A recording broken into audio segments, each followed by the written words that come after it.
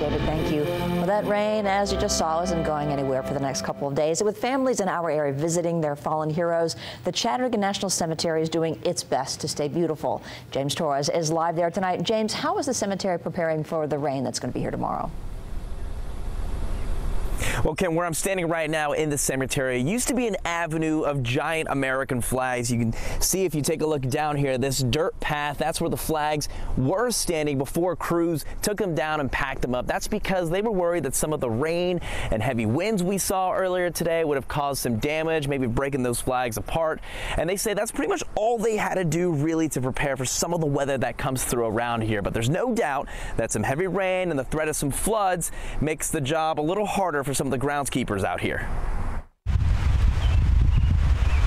Rain or wind doesn't make it any harder to remember those who served, but it is hard to see their graves like this. It's our job to take care of them. We'll do whatever we got to do. Bill Cato is the groundskeeper here at the National Cemetery. I've been here for 10 years. As he picks up some of the weather-damaged flags, he thinks about tomorrow's storm and how heavy rain and flooding make his job harder. Burial duties are a lot more difficult.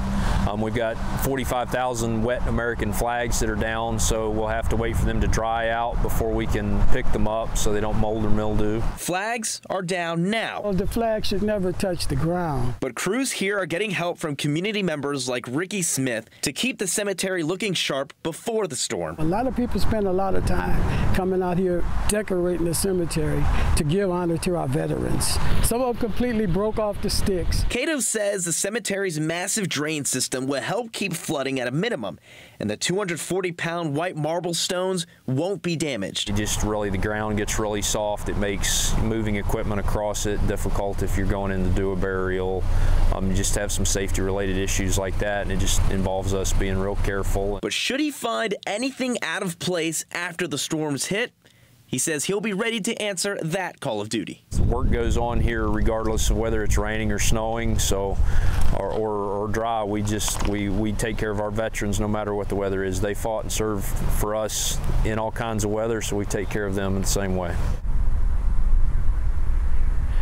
And the rain has calmed down for the rest of the evening. You can see now the flags are all standing upright once again. Cato tells me that once the weather gets a little more dry and the flags get a little more dry, they're going to make a call out to the public to get some volunteers out here and pick up every single 45,000 flags that they have out here in the cemetery. Once they're ready to do that, we'll be sure to let you know. Right now, I'm live at the Chattanooga National Cemetery. James Torres, News Channel 9. James, thank you. And Cato says some of the worst damage he's seen from storms at the cemetery was from the 2011 tornado.